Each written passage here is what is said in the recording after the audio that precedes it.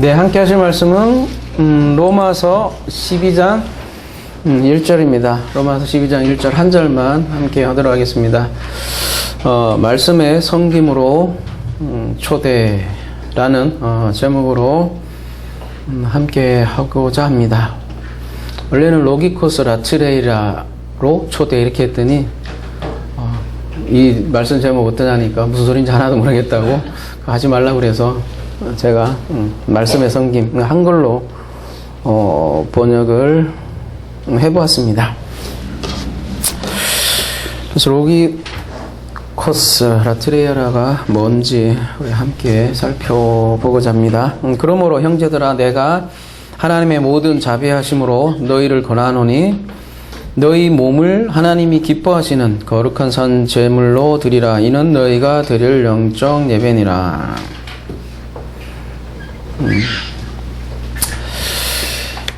우리 이제 11장까지 로마서를 함께 해왔는데요. 거의 1년간 가까이 해왔네요. 오늘은 12장 새로운 장을 맞이하는데요. 기억하시다시피 로마서 11장은 아멘으로 마감을 하죠. 그래서 이 아멘 이후에 또 새롭게 장이 펼쳐지는데 많은 사람들이 그래서 11장까지는 교리고 12장부터는 실천이다 이렇게 생각을 많이 하는 것 같아요. 혹은 11장까지는 칭의고 12장부터는 성화다 이렇게 생각하기도 하는 것 같고요. 그래서 한번 거룩하게 살아보자 그렇게 생각을 좀 하는 것 같아요. 그렇게 생각하는 이유 중 하나가 11장까지는 직설법이고 12장부터는 이제 명령법이 많이 나오기 때문에 그렇게 생각을 하는 것 같습니다. 12장 이후에 나오는 이러한 명령법을 우리는 어떻게 이해해야 할까라는 어떤 새로운 주제에 저희들이 들어서게 되는데요.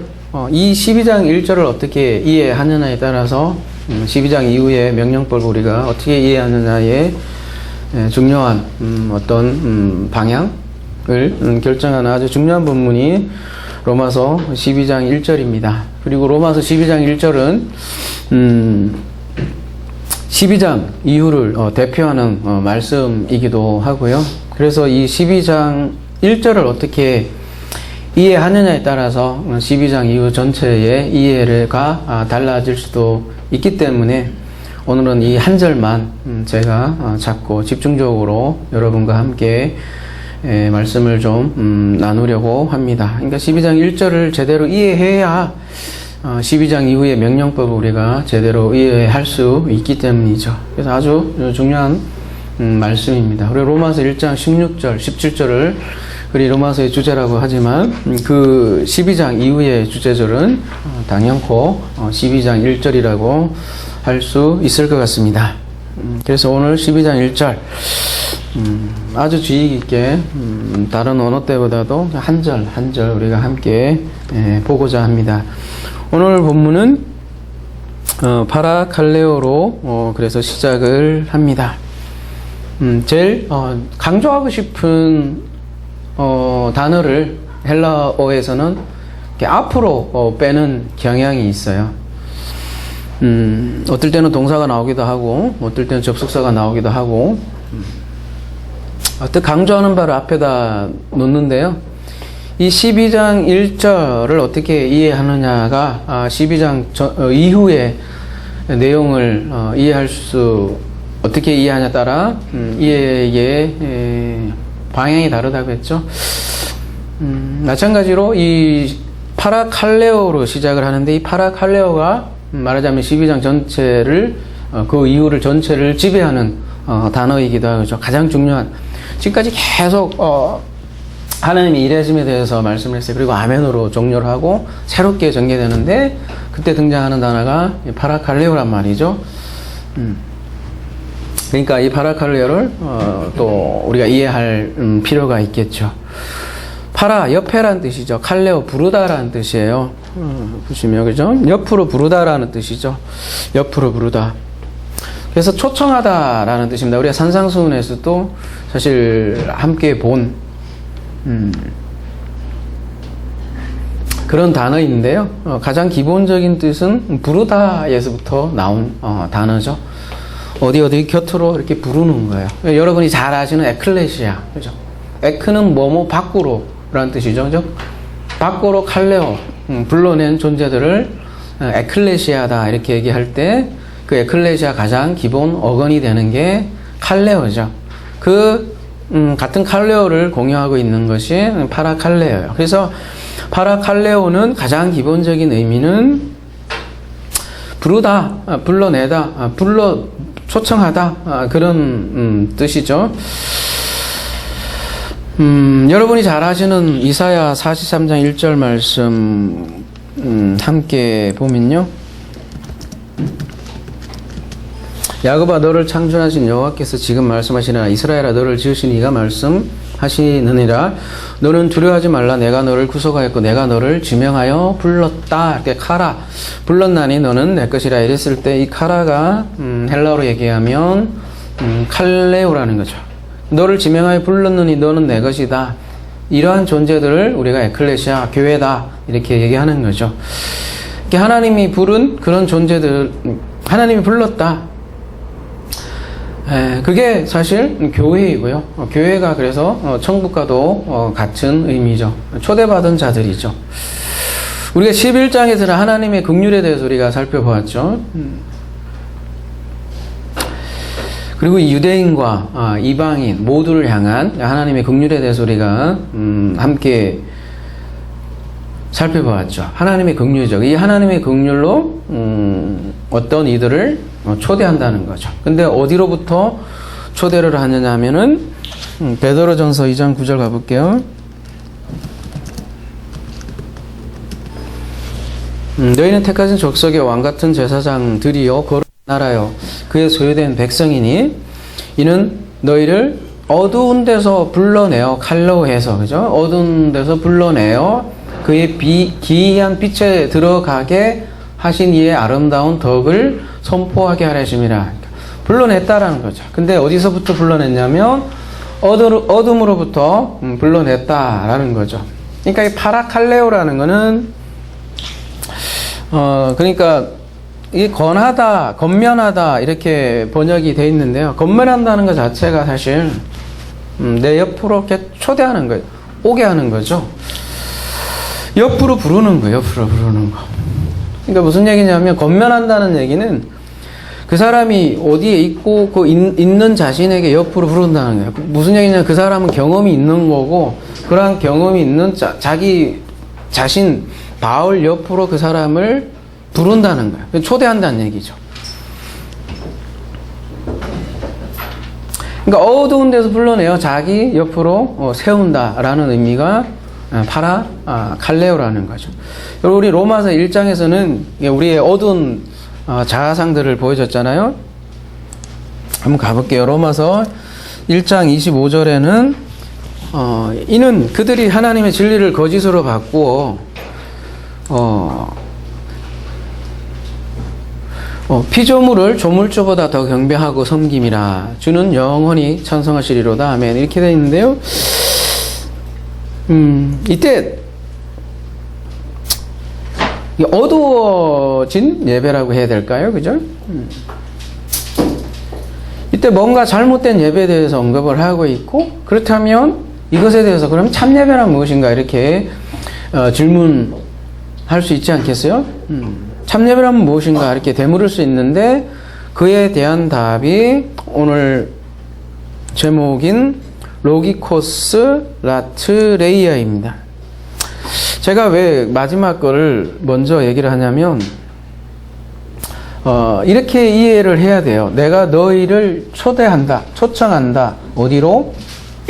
마지막 여기에 호 로기코스 라테이아, 너희들의 소유격, 너희들이 소유한 로기코스의 라트레이아로 내가 당신들을 초대합니다. 이런 뜻이에요. 그리고 그 중간에 이제 삽입으로 이제 수식구로 이렇게 갖춰진 문장 구조죠.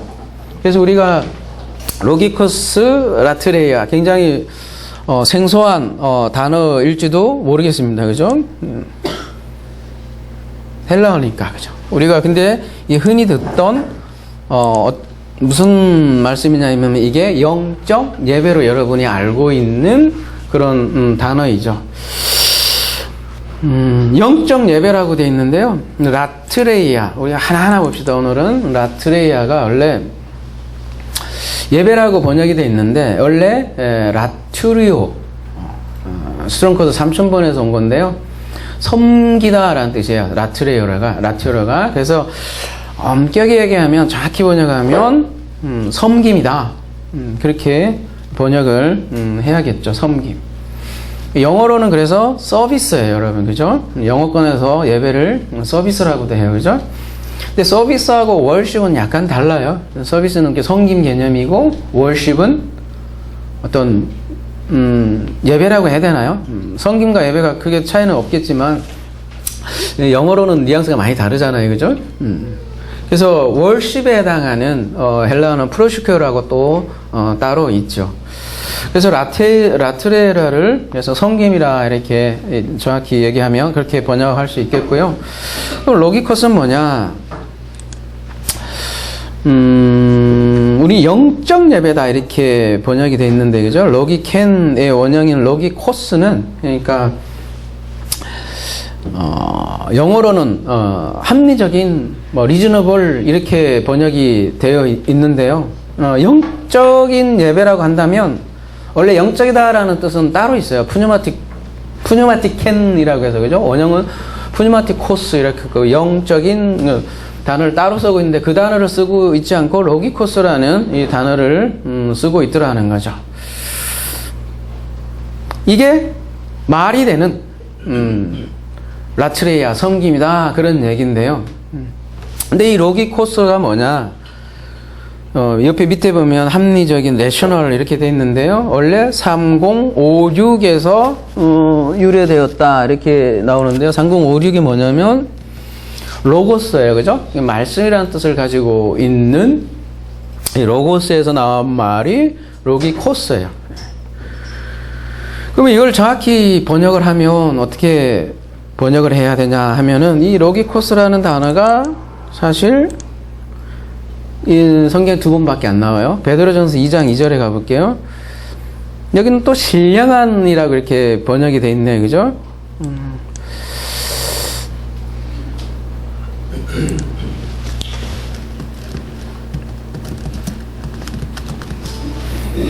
갓난 아기들 같이 순전한 신령한 젖을 삼아라. 이는 그로 말미암아 너희를 구원에 이르도록 자라게 하려 함이라. 이렇게 번역이 되어 있잖아요. 그죠? 근데 이 흠정력을 살펴볼까요? 앞으로 흠정력을 같이 볼까봐요. 그죠? 이게, 훨씬 가까운 것 같긴 해요. 새로 태어난 아기들로서 말씀에 순수한 젖을 삼아라. 이것은 너희가 그 젖으로 말미암아 성장하게 하려 함이라. 그 흠정력은 뭐라고 번역이 돼 있어요? 말씀에죠, 그죠? 신령하다라는 게 신령한 이런 그냥 귀신을 생각할지도 모르겠지만 그죠? 원래 말씀에란 뜻이에요. 로기코스가 원래 로고스가 명사잖아요. 거기에다가 OS가 붙은 거예요, 형용사가. 그러니까 말씀에죠, 정확히 얘기하면 그죠? 그래서 베드로전서 2장 2절에는 킹 흠정 같은 경우는 말씀에로 이렇게 번역이 되어 있으니까 딱 두 군데밖에 안 나오는 거거든요.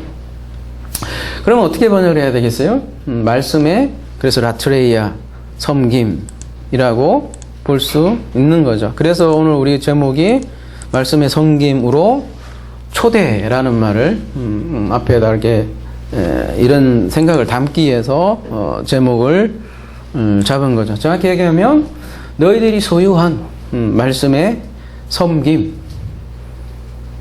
이러한 섬김으로 바울이 초대하는 거죠.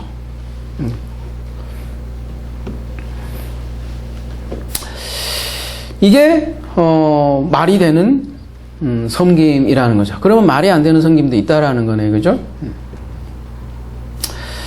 이러한 말씀의 섬김, 말씀의 섬김의 개념에 대해서 오늘 확실히 잡았으면 좋겠습니다. 여러분, 섬김이라는 것은 그러니까 이스라엘 성전에서 이루어진 외형적 의식을 얘기하지 않는 거죠. 오늘 본문에서는.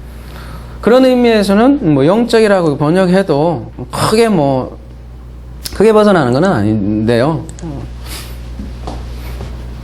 그런 의미에서라면요. 외형적이 아닌 영적이다. 이렇게 얘기를 할 수 있으니까요. 그죠? 근데, 종교의식이 아니라는 거죠. 그러니까 말씀의 섬김은요. 그죠? 그리고 굴종도 아니라는 거죠. 이러한 섬김은, 우리가 잘 알다시피 높은 자가 낮은 자를 섬기는 그러한 원리가 성경에서 말하는 섬김이죠. 지금 12장 2절 형제들아 얘기하는 너희들에 대해서 얘기하고 있죠. 이 성도들이 바로 이제는 높은 자들이죠. 왕들로 표현하기도 하고죠. 왕 같은 제사장이다 이렇게 표현하기도 하고 하늘 왕국이죠. 천국이죠. 하나님 나라죠. 하나님 나라의 아들들이다. 이들이 섬길 수 있는 존재들이다. 그래서 너희들이 소유한 그 말씀의 섬김으로 내가 당신들을 초대한다. 그렇게 얘기를 하는 거죠. 그러니까 아까 1장에서 본 타락한 예배와 반대되는 예배, 말씀의 섬김을 지금 제시하고 있는 거죠. 그러니까 이게 합리적이다 이렇게 번역했는데 이성적이기도 한 거죠. 말이 된다는 거죠. 비이성적인 예배도 있다라는 거죠. 그렇게 보면요, 그죠? 그래서 제 종으로 있는 자들이 드리는 예배와 뭔가의 다른 말씀의 섬김, 말씀의 예배를 지금 제시하는 거죠. 12장부터, 그죠? 이게 합리적인 것도 합리적이기도 한 거라는 거죠. 그전에는 짐승을 드렸는데, 짐승보다 더 합리적인 말이 되는 자기 자신에 대해서 지금 얘기를 하고 있는 거죠. 이것이 말씀의 섬김이다. 이것이 참 섬김이다. 이렇게 얘기할 수도 있고요. 이것이 유대교와 대비되는 기독교의 참 예배다. 참 섬김이다. 이렇게 얘기를 할 수 있는 거죠. 근데 오늘날 우리 기독교의 예배를 보면 과거의 유대교와 얼마나 많이 닮아 있는가 그런 생각도 많이 들기도 하죠. 그래서 많은 부분 제사의 개념이 많이 들어와 있고요. 큰 집은 사제라는 말을 쓰고 있고 작은 집은 목사라는 말을 쓰고 있는데 어떻게 보면 목사를 하나의 제사장으로 세웠잖아요. 그렇죠?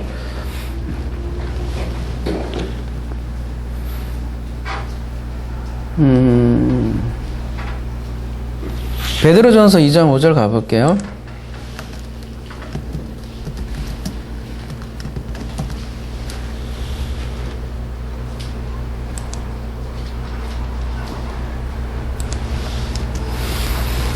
너희도 산돌같이 신령한 집으로 세워지고 예수 그리스도로 말미암아 하나님이 기쁘게 받으실 신령한 제사를 드릴 거룩한 제사장이 될지니라. 너희면 전부 다죠. 그죠? 이거 목사만 아니라고요. 제사장이. 그의 아버지 하나님을 위하여 우리를 나라와 제사장으로 삼으신 그에게 영광과 능력이 세세토록 있기를 원하노라. 모두가 제사장이죠. 근데 우리 소모임 때 누구 평신도 그러더라고요. 그래서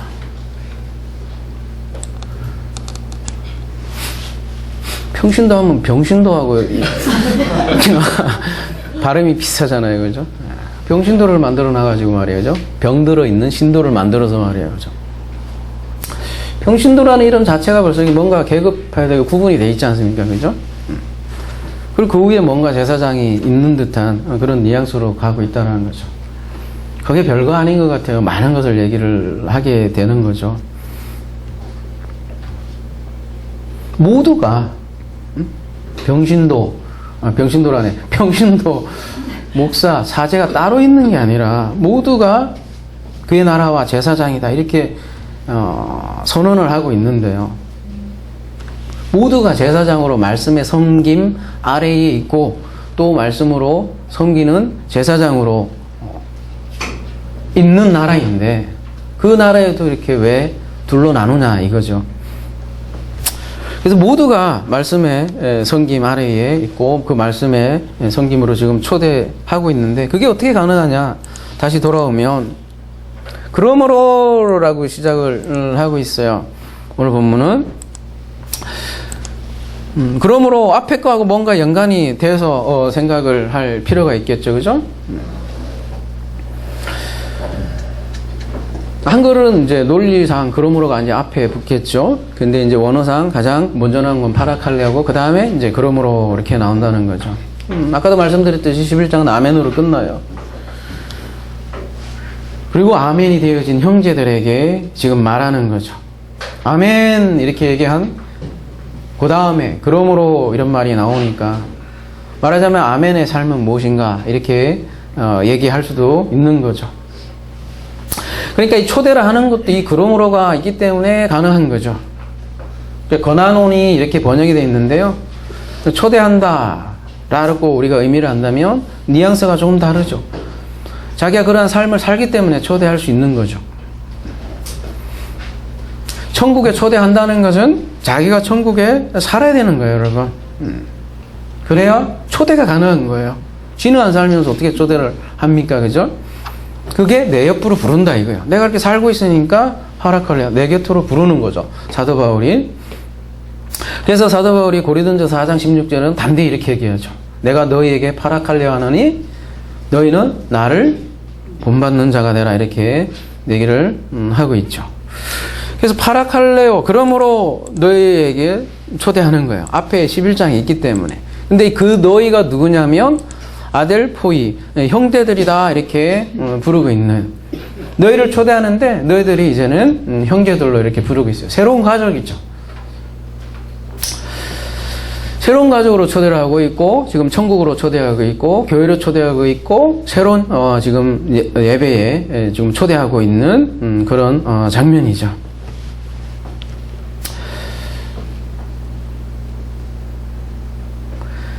근데 이렇게 초대할 수 있는 근거가 뭐냐? 무엇으로 초대하느냐면 뒤에 모든 하나님의 자비하심으로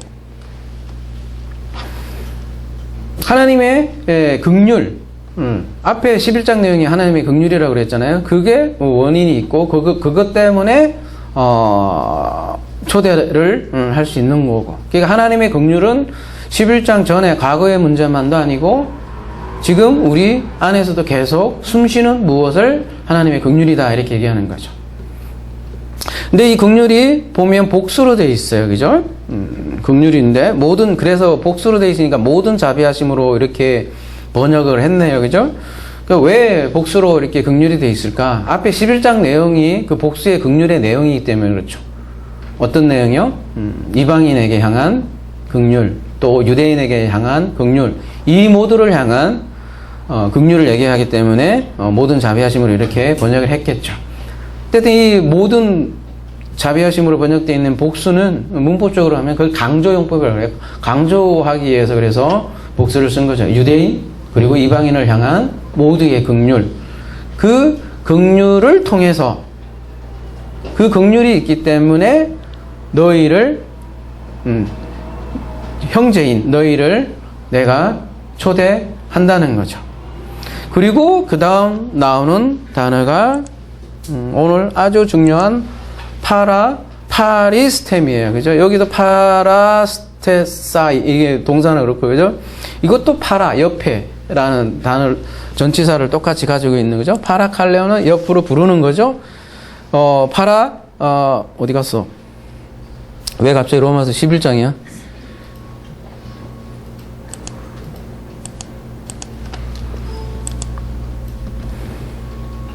파라칼레는 옆으로 부른 거고 티데미는 파리스테미는 옆으로 세우는 거예요. 세우는 거 그죠?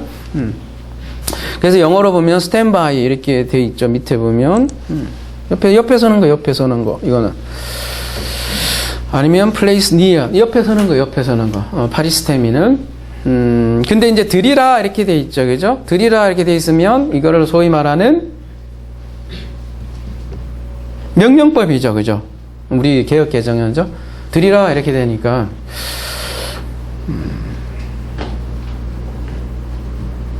이제 글씨가 좀 작긴 한데요. 이렇게 동사, 부정사, 과거, 능동태로 되어 있어요. 오늘 조금 복잡한 얘기를 좀 할게요. 어쩔 수 없이 해야 돼요. 뭐 그래야 여러분 이해를 시키니까. 그죠? 여러분 부정사라는 말은 그러니까 애들 학교 잘 다니게 그러니까 그러고 보면 교육도 시켜야 돼요. 그죠? 동사도 있고 부정사도 있어요. 그죠? 부정사란 건 뭐예요? 뭔가 정해지지 않은 품사란 얘기잖아요. 부정사가. 그죠? 근데 품사가 정해지지 않았다는 거죠. 그러니까 부정사란 건 그래서 동사 역할을 할 수도 있고 명사 역할을 할 수도 있고 형용사 역할을 할 수도 있고 부사 역할을 할 수도 있는 것이 부정사예요. 그죠? 여러분 영어 할 때 배웠죠? 근데 지금 이 파리스테미는 부정사 과거예요. 과거. 부정사 과거는 무슨 역할을 할까? 우리가 이렇게 좀 생각을 그래서 해볼 필요가 있겠죠. 그죠? 그래서 부정사가 명령법으로 쓰이는 경우가 있어요. 예를 들면 바로 뒤에 나오는 로마서 12장 15절 가볼게요. 즐거워하는 자들로 함께 즐거워하고 우는 자들로 함께 울라 이렇게 나오죠. 이때 동사, 부정, 여기 보세요. 여기 파란 거 동사, 부정사, 현재 능동태예요. 그죠? 부정사 현재 능동태일 경우는 즐거워하라 이렇게 번역할 수 있어요. 그렇게 쓰인다고요. 여러분. 능동으로. 그죠? 근데 오늘 본문은 부정사 과거예요. 이럴 경우는 어떤 용도로 쓰일까요? 알게 뭐예요. 그죠? 앞에 내용을 설명한다. 설명용법이라 그래요. 복잡하죠. 그죠? 앞에 동사를 뭔가 설명해 주는 역할의 품사를 가지고 있는 거를 과거형 부정사로 쓴다는 거죠. 과거형이면 과거형이 빨라요? 현재형이 빨라요? 과거형이 빠르죠. 그죠? 과거형이 먼저 일어난 일이잖아요. 먼저 일어난 동사가 현재를 수식을 하고 설명을 한다고요. 복잡하죠? 다시 그러면 사도행전 가볼게요.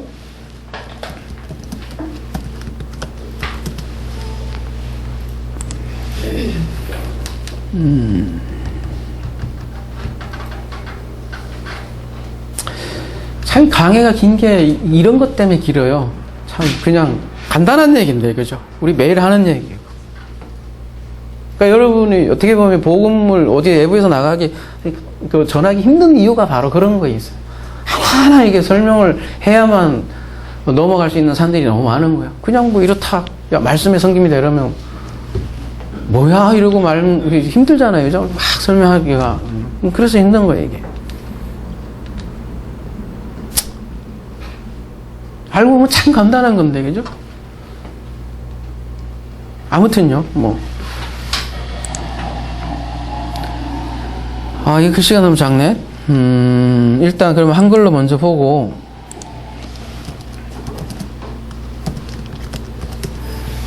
그런데 지금 너희가 어찌하여 하나님을 시험하여, 이 시험하여가 주동사고요.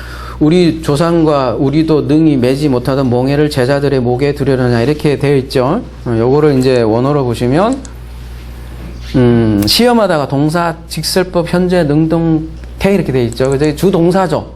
시험하다. 그리고 우리가 지금 관심 있는 게 뭐냐면 동사 부정사 과거죠. 능동태죠. 여기 보면 두려느냐 이렇게 표현이 되어 있는데 여기 부정사 과거로 쓰여 있죠. 그럼 앞에 설명한다고 그랬잖아요. 설명하는 역할을 한다고 그랬잖아요. 그러면 뭐를 설명하겠어요? 시험한다는 주동사를 설명하는 거예요. 이 부정사가.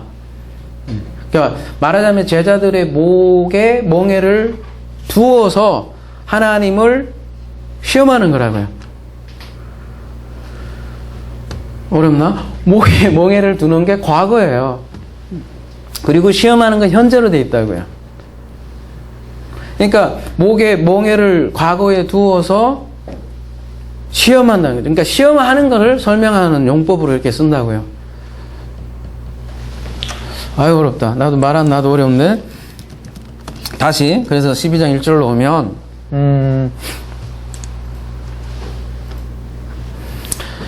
오늘 본문은 너희 몸을 드린 것은 과거예요. 그죠? 그리고 내가 너희를 초대하는 것은 현재예요. 그러니까 따라서 너희가 과거에 드려졌기 때문에 내가 현재 너희를 초대한다는 거예요. 과거에 너희가 드려졌다고요. 드려졌기 때문에 내가 너희를 초대한다는 거예요. 어디로? 뒤에 너희들이 소유한 말씀의 섬김으로 내가 파라칼레오 초대한다. 따라서 드려진 자만이 말씀의 섬김을 할 수 있는 거죠. 이것을 합당한 예배라고도 하고 말씀의 섬김이다라고도 하는 거죠. 이게 말이 되는 예배라는 거예요. 이게 합리적인 예배고요. 섬김이고. 짐승이 아닌 너희 자신이 드려진 그런 예배, 그런 섬김, 그게 진짜 예배입니다. 그 얘기를 하는 거죠. 그래서 이 프로스테미가 품사가 정해지지 않아요. 그래서 동사를 설명할 수도 있고 명사를 설명할 수도 있는데 형제들을 상태를 설명하게 돼요. 형제들이 누구냐? 바로 드려진 자라는 거예요.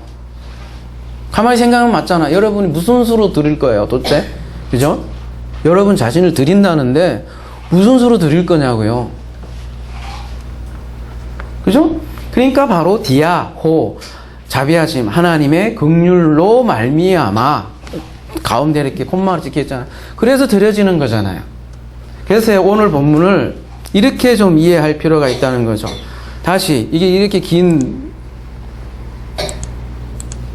본문을 제가 그냥 의미적으로 다시 여러분께 말씀드리면, 형제들아, 하나님의 모든 긍휼로 말미암은 너희 형제들, 너희들이 누구냐?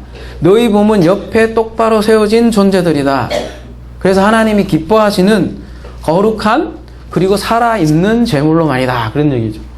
그러니 너희는 이미 똑바로 세워진 몸이다. 그렇게 똑바로 세워져서 똑바로 세워진 너희들을 초대한다. 어디로? 너희들의 말씀의 섬김으로. 이런 얘기예요. 그러면은 언제 제물로 드려졌단 말인가 도대체? 과거형이면, 그죠? 과거잖아요. 그래서 에베소서 5장 2절에 가보면, 그리스도께서 너희를 사랑하신 것 같이 너희도 사랑 가운데 행하라. 그는 우리를 위하여 자신을 버리사 향기로운 제물과 희생 제물로 하나님께 드렸다. 이렇게 얘기를 하고 있어요. 이때 희생 제물이 똑같은, 오늘 뚜시아라는 같은 단어 속에 있는 제물이라는 뜻이에요. 제물. 그리스도께서 희생 제물이 되었다. 그래서 우리가 짐승에서 제물이 바뀌었다. 그리고 그리스도가 죽을 때 우리도 이미 함께 제물로 드려졌다. 인간의 시간 개념은 이해가 안 되죠. 그죠? 그러나 하나님 속에서는 이미 드려져 있다. 태초부터 알고 있는 그 성도들의 이미 드려졌다. 형제들아, 너희들은 그런 존재들이라는 거죠.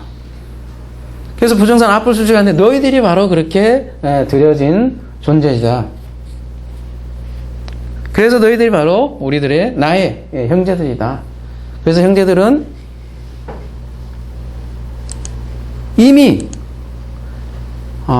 이걸로 볼까요?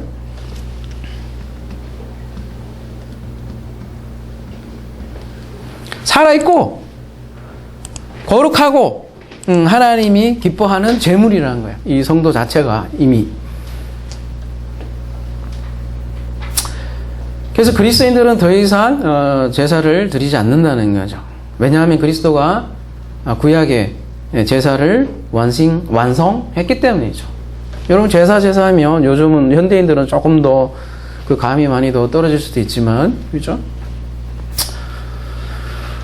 고대인들은 이 제사가 얼마나 그들의 삶의 중심에 있었겠어요. 그죠? 우리의 조상들만 봐도 벌써, 그죠? 제사만 해도 경기를 일으킬 정도로.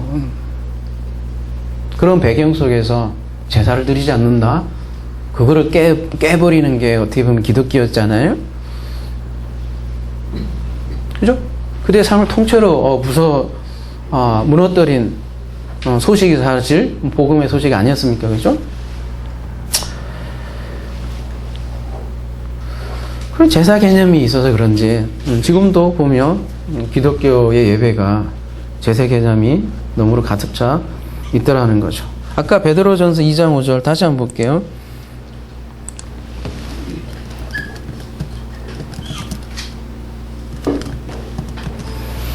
너희 도 산돌같이 신령한 집으로 세워지고 예수 그리스도로 말미암아 하나님이 기쁘게 받으실 신령한 제사를 드릴 거룩한 제사장이 될지니라.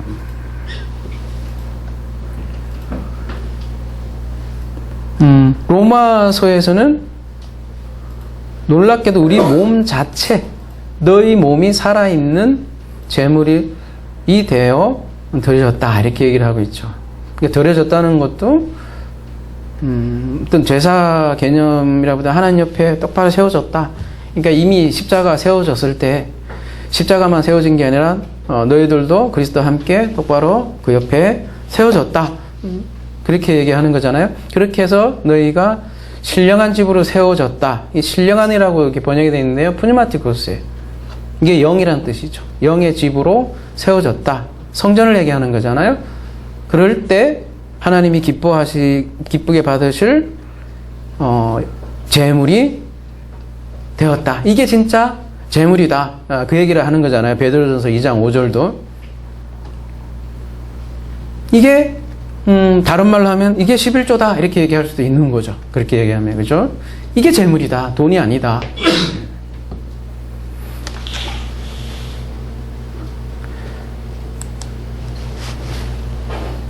그래서 다시 돌아오면 너희 몸은 과거에 그러니까 옆에 섰다. 그리스도가 십자가에 섰을 때 너희도 옆에 섰다 그 얘기예요. 드려졌다는 말은 원어적으로 얘기하면 하나님 그때 그리스도의 제물을 이미 받았고 너희도 이미 드려졌다. 너희 몸이 그런 몸이다 이제는. 근데 이때 몸은 꼭 육체적인 몸이라기보다는 그냥 자기 자신 전체를 얘기하는 표현이죠. 몸. 너희 자신이 드려졌다. 그렇게 이해할 수 있는 표현이죠. 너희 자신이 이미 드려졌다. 똑바로 세워졌다. 그래서 너희 몸이 이제 제물이다. 어떤 제물? 살아있고 또 얘기합니다. 그죠? 하기어서 거룩하고 기뻐하는 제물이 되었다. 과거에는 동물이 희생 제물이었는데 이젠 너희 몸이 너희 자신이 제물이 되었다. 동물이 아닌 너희가 바로 그래서 살아있고 거룩하고 하나님이 기뻐하는 진짜 제물이다. 정말 구약 제사와 다른 거죠. 전혀 다른 지금 제물을 얘기하고 있는 거잖아요. 죽은 동물이 아니라는 거죠. 이거야말로 그래서 하나님이 기뻐하는 제물이다. 이미 살아있고 거룩하고 기뻐하는 그러한 너희들을 그래서 내가 초대한다. 그러니까 그러므로 뒤에 나오는 내용 모두가 이런 존재로부터 나오는 그런 것들이죠. 그래서 12장 1절을 어떻게 이해하냐에 따라 뒤에 로마서 이해가 달라질 수 있는 거죠. 드려진 것은 과거라는 거죠. 그리스도의 사역이죠. 그것을 말씀의 섬김이다 이렇게 얘기를 하는 거고요. 그리고 그렇게 산 제물로 드려진 우리를 형제들이다 지금 부르고 있고요. 그 형제들이 어떻게 드려졌는가? 뒤야 하나님의 자비로 말미암아 드려졌다 이렇게 얘기하는 거고요. 그게 말씀 섬김으로 초대, 오늘 제목이 담고 있는 의미죠. 이게 아멘 이후의 삶이라고도 할 수 있고요. 다른 말로 하면 말씀이 섬기는 삶. 말씀이 다른 표현으로 하면 다스리는 나라. 그게 무슨 나라예요? 하나님 나라. 하나님 나라 정의가 말씀이 다스리는 나라잖아요. 오늘 본문을 표현하면 말씀이 섬기는 나라가 하나님 나라예요, 여러분. 천국이에요. 그걸 또 섬김이라고 한다고요, 섬김. 요한복음 16장 2절에 가보면 이 라트레아라는 게 똑같이 쓰이는데요. 사람들이 너희를 출교할 뿐 아니라 때가 이르면 물은 너희를 죽이는 자가 생각하기를 이것이 하나님을 섬기는 일이라 하리라. 이게 라트레이라다 이렇게 생각한다는 거야. 뭐가요? 제자를 막 죽이고 그런 일들을 그들은 이게 하나님 섬기는 거야 라고 생각을 하게 될 것이라는 거죠. 근데 그거는 섬김이 아니야. 예배가 아니야. 그렇게 얘기를 하고 있잖아요. 그죠? 그래서 오늘 본문이 참 사실은 어떻게 보면 굉장히 오해가 많은 본문이기도 해요. 그런 의미에서, 그죠? 우리 몸을 산 제사로 드려야 되는 거죠. 명령으로 되니까 몸을 어떻게든 드리려고. 그래서 몸 희생해서 뭔가를 해야 되고, 그죠? 교회 봉사를 해야 되고, 막 적용하기 시작하는 거죠.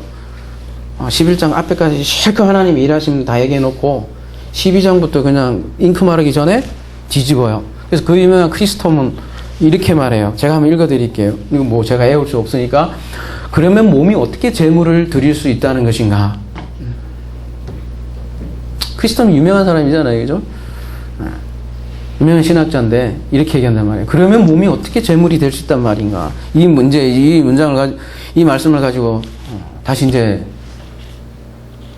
우리가 하나님께 제물 드려야지. 뭘로? 몸으로 떼어야지. 이렇게 생각을 하는 그런 편이잖아요. 그죠? 그러면 몸이 어떻게 제물이 될 수 있는 것인가? 눈으로 일체 악한 것을 보지 않게 하라. 그러면 눈이 제물이 될 것이다. 혀로 일체 불결한 것을 말하지 않게 하라. 그러면 혀가 제물이 될 것이다. 손으로 일체 불법한 행위를 하지 않게 하라. 그러면 손은 온전히 드리는 번제가 될 것이다. 아, 말 멋있죠? 응? 말은 멋있죠. 근데 이런 생각이 대부분 로마서 12장 1절을 생각하는 방식이라는 거죠. 몸을 산재물 드린단 말을 이렇게 이해한다고요. 명령형이니까요. 근데 이게 또 다른 율법을 만든다는 거죠. 여러분 한번 생각해 보십시오. 어떻게 일체 악한 것을 보지 않을 수가 있나요? 그럼 여러분 TV 다 꺼야 돼요. 신문 다 읽지 말아요. 왜 일체 보지 말아야죠. 그죠? 그리고 혀로 일체 불길한 것을 말하지 않아야 된다. 입 다 꼬매야 돼요. 다 꼬매야 돼. 손으로 일체 불법한 행위를 하지 않게 하라. 손 다 잘라내야지. 안 그러면 거룩한 제물이 안 되는데, 그죠?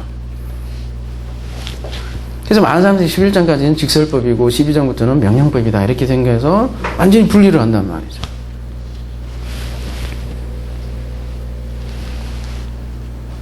그러면 11장까지는 복음이고, 그러면 12장부터는 또 뭐예요, 그러면? 또 다른 율법인가요?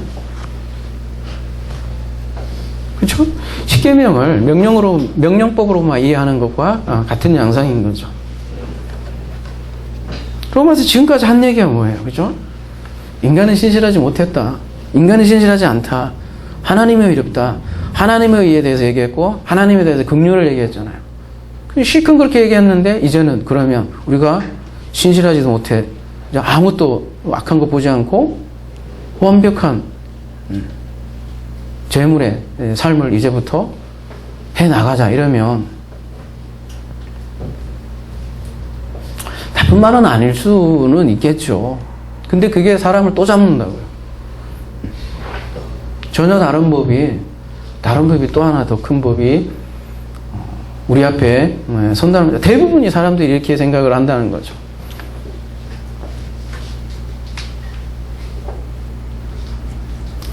사실 로마서 12장 1절 얼마나 위대한 진술이에요. 우리를 로기코스 라트레로 초대하는데요. 그 말씀의 섬김, 하나님 나라로 초대하는 이 장면에서 잉크도 마르지 않게 다시 그러면 우리가 우리 자신을 제물로 드리자 이렇게 나오니까.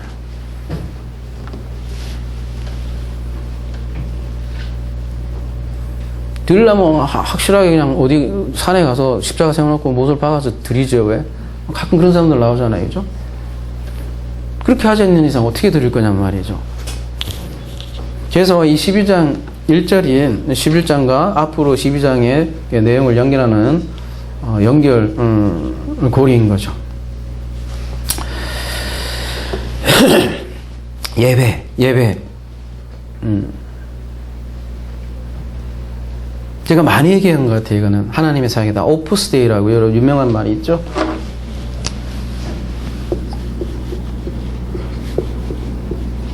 이 신학자들도 많이 얘기하는 거예요. 예배는 인간의 사역이 아니다. 하나님의 사역이다. 얘기 많이 해요. 진짜 맞는 얘기잖아요. 그죠? 예배는 하나님의 일하십니다. 그래서 예배는 하나님의 서비스라는 거예요, 여러분.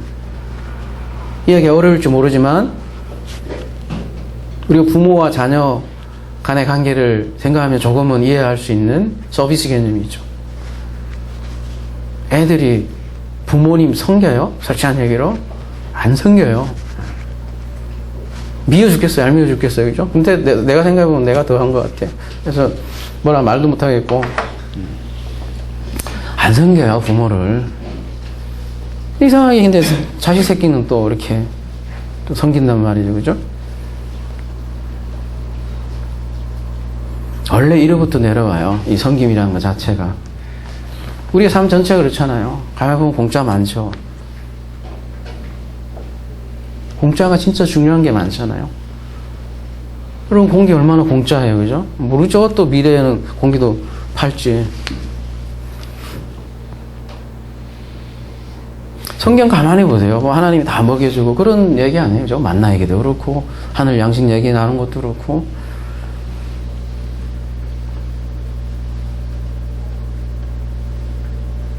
예배가 바로 사실은 하나님의 사역을 경험하는 그런 장소라는 거죠. 그래서 내 잔이 넘치나이다. 그 고백하는 자리가 예배이기도 하고요.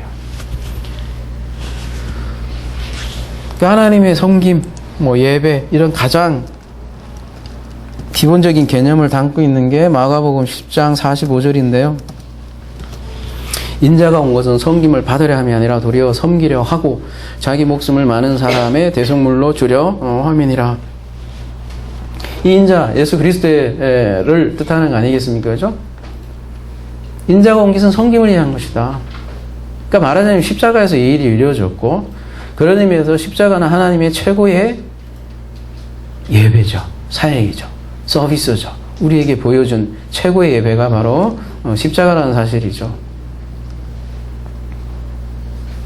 그래서 우리는 예배 시간에, 그죠? 그 하나님의 사역을 경험하는 시간이 이 시간이 단순히 지식을 배우는 시간이 아니라 실제로 죽음과 부활을 경험하는 장이기도 하고요. 그러니까 이 예배라는 게 새롭게 12장에서 제시하는 예배가 죄의 의식이 아니라는 거죠. 동물로 드리는 예배, 뭐 요즘 우리 얘기하는 그 돈으로 뭔가 뭐 헌금으로 이루어지는 그런 예배, 그런 게 또 우리의 뭔가 좀 드려진다고 자랑하는 뭐 중성 봉사 이런 걸로 하나님께 뭔가 쇼잉오프하는 뭐 내세우는 그런 예배가 아니라는 거죠. 그러니까 예배 자체가 사실은 굉장히 신비 그 자체고, 우리가 사실 모이는 이유도 그런 하나님의 섬김이죠. 경험하기 위해서 이렇게 있다라는 거죠. 뭘 통해서? 말씀을 통해서. 말씀의 섬김. 그 섬김에 동참하는 것을 말씀의 섬김이라고 하고 말이 되는 예배다 이렇게 얘기한다는 거죠. 얼마나 말이 안 되는 예배가 많냐는 거죠. 그러고 보면 이 시대에도, 그죠?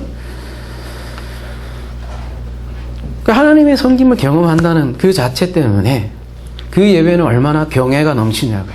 말하자면 얼마나 감사가 넘치고, 그래서 얼마나 찬양이 넘치냐는 거죠. 그걸 경험했으니까요.